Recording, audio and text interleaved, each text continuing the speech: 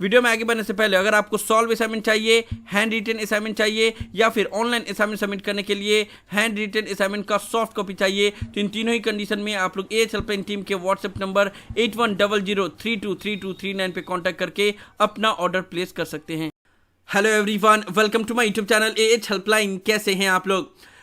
जैसा कि आप लोग को पता है कि इग्नू ने जुलाई 2025 सेशन के लिए री रजिस्ट्रेशन करने का प्रोसेस स्टार्ट कर दिया है। लास्ट डेट है 30 जून तक। नाउ इस वीडियो में हम लोग डिटेल में बात करेंगे कि री रजिस्ट्रेशन करते कैसे हैं एंड री रजिस्ट्रेशन करने के टाइम पे कौन कौन सी बातों का ध्यान रखना पड़ता है। आप लोग वीडियो को ध्यान से देखिएगा। ये हेल्पलाइन चैनल पे फर्स्ट टाइम आया तो पहले चैनल को जरूर सब्सक्राइब कर लीजिएगा। नाउ री रजिस्ट्रेशन करने से पहले आप लोग को यह पता होना चाहिए कि जुलाई 2025 सेशन के लिए री रजिस्ट्रेशन करने के लिए कौन कौन से स्टूडेंट एलिजिबल हैं एंड कौन कौन से स्टूडेंट एलिजिबल नहीं है। साथ ही साथ री रजिस्ट्रेशन होता क्या है इसके बारे में भी न्यू स्टूडेंट को पता नहीं रहता है, तो उसके ऊपर मैंने ऑलरेडी डिटेल में ये वीडियो बनाया हुआ है। आप लोग ये वीडियो देख सकते हैं, डिस्क्रिप्शन में ऊपर कार्ड में वीडियो का लिंक दिया हुआ है।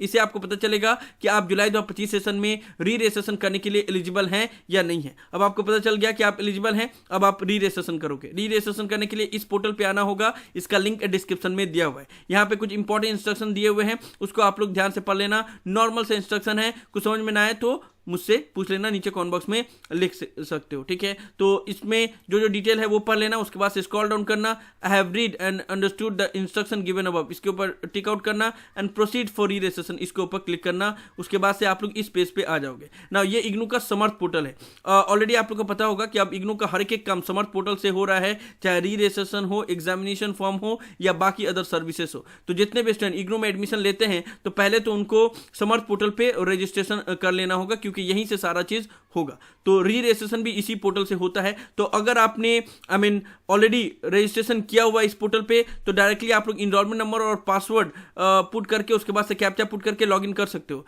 लेकिन अगर आपने इस पोर्टल पे अभी तक रजिस्ट्रेशन नहीं किया है तो पहले तो आपको न्यू रजिस्ट्रेशन के ऊपर क्लिक करना होगा एंड इस पोर्टल पे रजिस्ट्रेशन करना होगा। तो न्यू रजिस्ट्रेशन के ऊपर जैसे ही क्लिक करोगे, यहाँ पे आपको अपना प्रोग्राम सिलेक्ट करने के लिए बोला जाएगा। आप अपना प्रोग्राम सिलेक्ट करोगे, उसके बाद से जो नेम आपका आईडी कार्ड में है वो यहाँ पे टाइप करोगे, उसके बाद से जो आपका एनरोलमेंट नंबर है वो टाइप करोगे, उसके बाद से कैप्चा पुट करोगे। जैसे ही कैप्चा पुट करके सबमिट करोगे तो आपके मोबाइल और ईमेल एड्रेस जो इग्नू में रजिस्टर है उस पे एक ओटीपी जाएगा। वो ओटीपी यहाँ पे सबमिट करोगे, उसके बाद से आपको बोला जाएगा पासवर्ड क्रिएट करने के लिए। तो कोई भी अपने मन से पासवर्ड क्रिएट करना एंड वही पासवर्ड को यहाँ पे रिपीट करना, कंफर्म पासवर्ड करके उसके बाद से सबमिट करोगे। उसके बाद से यहाँ पे आपको इस तरीके से शो करेगा, great you can log in now. That means कि आपका समर्थ पोर्टल पे रजिस्ट्रेशन हो गया है। अब आपको बस अपना एनरोलमेंट नंबर डालना है, जो पासवर्ड आपने क्रिएट किया है वो डालना है, उसके बाद से कैप्चा पुट करोगे एंड उसके बाद से लॉगिन कर सकते हो। तो जल्दी जल्दी हम लोग लॉगिन कर लेते हैं। जैसे ही आप लोग लॉगिन करते हो तो कुछ इस तरीके से डैशबोर्ड नजर आता है। तो इस तरीके से नजर आएगा। उसके बाद से आपको डायरेक्टली यहाँ पे रजिस्ट्रेशन के ऊपर क्लिक करना होगा, ठीक है। तो रजिस्ट्रेशन के ऊपर क्लिक करोगे, उसके बाद से यहाँ पे BCA न्यू जो भी आपका प्रोग्राम है वो यहाँ पे शो करेगा। उसके बाद से यहाँ पे क्लिक हियर, इसके ऊपर क्लिक करना है, इस पेज पे आ जाओगे। नाउ अगर आप री रजिस्ट्रेशन करने के लिए एलिजिबल हैं तो यहाँ पे शो करेगा, री registration open for July 2025, you can apply for री रजिस्ट्रेशन इन सेमेस्टर 2, ठीक है। अगर आप री रजिस्ट्रेशन के लिए एलिजिबल नहीं होगे तो ये ऑप्शन आएगा ही नहीं। तो सबसे बेस्ट ऑप्शन है पता करने का कि आप री रजिस्ट्रेशन के लिए एलिजिबल हैं या नहीं हैं। तो आप जस्ट इस पोर्टल पे लॉगिन करोगे एंड रजिस्ट्रेशन के ऊपर क्लिक करोगे तो आपको पता चल जाएगा। अगर आप एलिजिबल नहीं होगे तो ये ऑप्शन आएगा ही नहीं। अगर आप एलिजिबल होगे, कौन से सेमेस्टर के लिए आपको रजिस्ट्रेशन करना है या कौन से ईयर के लिए आपको री रजिस्ट्रेशन करना है, वो सारा चीज यहाँ पे शो करेगा। तो जैसे इनको सेमेस्टर 2 के लिए री रजिस्ट्रेशन करना है तो यहाँ पे शो कर रहा है। उसके बाद से आपको click here to select your courses, इसके ऊपर क्लिक करना है। इतना याद रखना कि री रजिस्ट्रेशन में आपको सब्जेक्ट सिलेक्ट करना होता है नेक्स्ट सेमेस्टर या नेक्स्ट ईयर के लिए, ठीक है। वही आप लोग को ध्यान पूर्वक सिलेक्ट करना होता है, क्योंकि एक गलत सब्जेक्ट आप लोगे तो फिर उसको चेंज करने में काफी मुश्किल होता है। एंड अगर टफ पेपर आपने ले लिया तो फिर वो क्लियर नहीं हो पाता। इसलिए आप लोग थोड़ा सा टाइम लेके उसके बाद से री रजिस्ट्रेशन करना एंड सब्जेक्ट सिलेक्ट करना, क्योंकि सब्जेक्ट सिलेक्ट करने में ही स्टूडेंट गलती करते हैं। मेरा एडवाइस ये रहेगा कि अगर आपका कोई पेपर में प्रैक्टिकल है और अगर वो कंपलसरी नहीं है तो वो मत लेना। अगर प्रोजेक्ट है और वो कंपलसरी नहीं है तो वो मत लेना, क्योंकि इग्नू में प्रैक्टिकल एंड प्रोजेक्ट को लेकर स्टूडेंट को काफी परेशानी होता है। तो ये चीज का आप लोग ध्यान रखना, ठीक है। अगर प्रैक्टिकल कंपलसरी है वो तो लेना ही पड़ेगा, या प्रोजेक्ट कंपलसरी है तो लेना पड़ेगा। लेकिन अगर कंपलसरी नहीं है तो वो अवॉइड ही करना, ठीक है। तो सिंपली आप लोग click here to select your course, इसके ऊपर क्लिक करोगे, नेक्स्ट पेज पे आ जाओगे। नाउ नेक्स्ट पेज पे आने के बाद से आपका सारा डिटेल यहाँ पे शो करेगा। उसके बाद से आपसे पूछा जाएगा कि आप स्टडी मटेरियल डिजिटल फॉर्म में लेना चाहते हैं या प्रिंटेड फॉर्म में लेना चाहते हैं। तो अगर आप डिजिटल फॉर्म में लेना चाहते हैं तो इसके ऊपर क्लिक करोगे एंड एक नंबर ऑप्शन पे क्लिक करोगे। एंड अगर आपको नॉर्मल हार्ड कॉपी में अपना जो स्टडी मटेरियल है वो चाहिए तो आप printed form second number option पे क्लिक करोगे। पहले वाले ऑप्शन पे क्लिक करोगे तो आपको 15% डिस्काउंट मिलेगा जो भी आपका री रजिस्ट्रेशन का फीस होगा उसमें, ठीक है। तो यहाँ पे आपको नॉर्मली सब्जेक्ट सिलेक्ट करने का ऑप्शन दिया जाता है, लेकिन कुछ कुछ प्रोग्राम में सारे पेपर कंपलसरी रहते हैं तो सारे कंपलसरी ही शो करेगा, ठीक है। जैसे बीसीए न्यू में यहाँ पे सभी पेपर कंपलसरी है तो यहाँ पे सभी कंपलसरी शो कर रहा है, यहाँ पे अपने से कुछ भी सब्जेक्ट सिलेक्ट करने का ऑप्शन नहीं आ रहा है। उसी तरीके से मास्टर डिग्री के ज़्यादातर प्रोग्राम में सभी पेपर कंपलसरी ही रहते हैं। बैचलर डिग्री में बहुत सारा सब्जेक्ट सिलेक्ट करना होता है और कुछ वहाँ पे ऑलरेडी सिलेक्ट किया हुआ रहता है, तो वहाँ पे आपको ध्यानपूर्वक अपना सब्जेक्ट सिलेक्ट करना है। बैचलर डिग्री मास्टर डिग्री के लिए अलग सा सेपरेट वीडियो मैंने बनाया हुआ है, आप लोग चाहे तो वीडियो देख सकते हैं, डिस्क्रिप्शन में और कार्ड में वीडियो का लिंक दिया हुआ है। तो अगर आपका कंपलसरी सारा पेपर है, कुछ भी सब्जेक्ट सिलेक्ट नहीं करना है तो डायरेक्ट सबमिट के ऊपर क्लिक करोगे, क्योंकि आपको उसमें कुछ करने की जरूरत नहीं है। अगर वहाँ पे सिलेक्ट करने की जरूरत होगा या पेपर सिलेक्ट करने का ऑप्शन रहेगा तो आप लोग सिलेक्ट कर सकते हो सब्जेक्ट को चेक करने के बाद से, ओके। तो यहाँ पे हमने सारा पेपर कंपलसरी है तो डायरेक्ट सबमिट के ऊपर क्लिक करेंगे, नेक्स्ट पेज पे आ जाएंगे। नाउ नेक्स्ट पेज पे आने के बाद से फिर से आपका जो जो पेपर आपने लिया हुआ है वो सारा एक बार शो करके दिखाएगा एंड उसके बाद से आप लोग नीचे स्क्रॉल डाउन करोगे। अगर मान लो इस पेज पे आने के बाद से अगर आपको लग रहा है कि कोई पेपर चेंज करना है तो यहाँ पे अपडेट कोर्स सिलेक्शन, इसके ऊपर क्लिक करके आप सब्जेक्ट को चेंज भी कर सकते हो। एक बार पेमेंट हो गया उसके बाद से चेंज नहीं हो सकता, ठीक है। तो यहाँ पे क्योंकि सभी कंपलसरी है तो अपडेट कोर्स सिलेक्शन करेंगे तब भी कुछ चेंजेस का ऑप्शन नहीं आएगा, लेकिन जिसमें क्योंकि आपको मैनुअली अगर सब्जेक्ट सिलेक्ट करना होता है तो उसके लिए ऑप्शन है कि वहाँ पे अगर चेंज करना चाहते हो तो आप अपडेट कोर्स सिलेक्शन के ऊपर क्लिक करके फिर चेंज कर सकते हो। अगर चेंज नहीं करना है तो डायरेक्ट हम लोग पेमेंट गेटवे पे आ जाते हैं पेमेंट करने के लिए। तो यहाँ पे दो गेटवे दिया हुआ है, पेमेंट फी, पेमेंट गेटवे एचडीएफसी और आईडीबीआई। आप दोनों में से किसी पे भी सिलेक्ट कर सकते हो।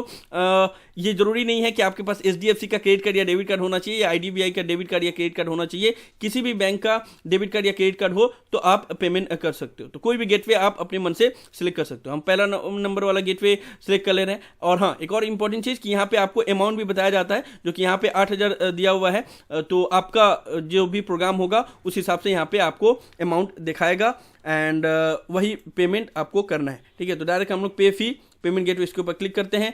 उसके बाद से फिर नेक्स्ट पेज पे आ जाएगा पेमेंट पेज पे। उसके बाद से यहाँ पे अलग अलग आपको ऑप्शन दिया हुआ है, HDFC bank credit card, HDFC bank debit card, other bank credit card, other bank debit card, net banking और यूपीआई। तो सारे ऑप्शन दिए गए हैं, आप लोग किसी से भी पेमेंट कर सकते हो। तो एक बार पेमेंट हो गया उसके बाद से आपका री रजिस्ट्रेशन सक्सेसफुल हो गया एंड उसके बाद से आपको चेक करना होगा कि आपका री रजिस्ट्रेशन सक्सेसफुल हुआ है या नहीं हुआ है, ठीक है। तो जिस भी कार्ड से पेमेंट करना चाहो वो पेमेंट कर देना। पेमेंट करने के बाद से फिर से आपको पता कैसे चलेगा कि आपका री रजिस्ट्रेशन सक्सेसफुल हो गया है, तो आपको फिर से पोर्टल पे लॉगिन करना होगा, दैट इज समर्थ पोर्टल।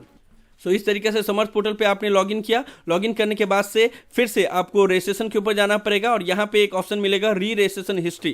तो इसके ऊपर क्लिक करोगे तो यहाँ पे देखो स्टेटस आपको पता चल जाएगा। अगर आपका जो री रजिस्ट्रेशन है वो सक्सेसफुली सबमिट हो गया है, पेमेंट भी डिडक्ट हो गया और री रजिस्ट्रेशन भी सक्सेसफुली हो गया, तो यहाँ पे स्टेटस में सबमिटेड शो करेगा और यहाँ पे एक्शन जो व्यू लिख रहा है वहाँ पे ग्रीन कलर से प्रिंट का ऑप्शन रहेगा, ठीक है। तो स्टेटस सबमिटेड लिखेगा और यहाँ पे एक्शन में प्रिंट का ऑप्शन रहेगा, तो आप लोग डायरेक्टली प्रिंट कर सकते हो। अगर यहाँ पे न्यू एप्लीकेशन शो कर रहा है दैट मींस कि आपका अभी री रजिस्ट्रेशन सक्सेसफुल नहीं हुआ है। तो इस पेज पे आके आप चेक कर सकते हो कि आपका री रजिस्ट्रेशन सक्सेसफुल हुआ है या नहीं हुआ है। अगर सक्सेसफुल हो गया है तो फिर आपको कुछ भी करने की जरूरत नहीं है। रेफरेंस के लिए यहाँ पे जो पेमेंट रिसिप्ट है और री रजिस्ट्रेशन का रिसिप्ट है उसको आप प्रिंट आउट करके रख सकते हो। रिसीट को प्रिंट करने के बाद से 1 मंथ 1.5 मंथ बाद आप लोग इस पोर्टल पे चेक कर सकते हो कि आपने जो जो सब्जेक्ट लिया था वो सारा अपडेट हुआ है या नहीं हुआ है।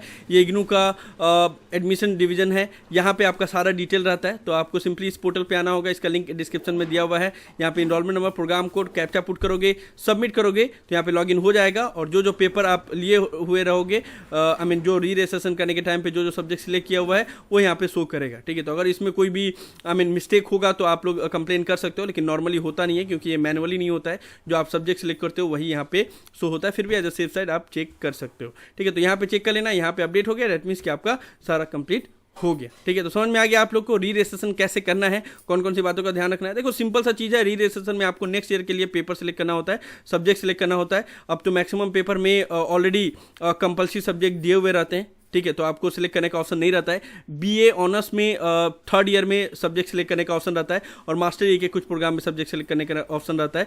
तो वो ही स्टूडेंट को ही ध्यान रखना होगा कि सब्जेक्ट क्या क्या सिलेक्ट करना है। जिनका ऑलरेडी सिलेक्ट किया हुआ है उनको तो कुछ भी करने की ज़रूरत नहीं है, सिंपली सबमिट करके उसके बाद से पेमेंट कर देना, जैसे मैंने आप लोग को बताया। फिर भी मैंने separately bachelor degree, master degree, old syllabus, new syllabus सब के लिए वीडियो बनाया हुआ है, तो आप लोग चाहें तो वीडियो देख सकते हैं डिस्क्रिप्शन में, और ऊपर कार्ड में वीडियो का लिंक दिया हुआ है। तो ये सब था वीडियो में, मुझे उम्मीद है कि आप लोग को वीडियो पसंद आया होगा। वीडियो को लाइक जरूर कर दे, सभी फ्रेंड के साथ शेयर करें ताकि उनको भी सभी इन्फॉर्मेशन मिल पाए। किसी भी तरह के डाउट के लिए आप लोग नीचे कमेंट बॉक्स में लिख सकते हैं, या मुझे डायरेक्टली कॉल करके भी अपना डाउट क्लियर कर सकते हैं। और अगर आप एज हेल्पलाइन चैनल पे फर्स्ट टाइम आए तो मेक श्योर आप लोग पहली फुर्सत में चैनल को जरूर सब्सक्राइब कर ले। So thank you so much for watching this video. Have a nice day. Thank you so much.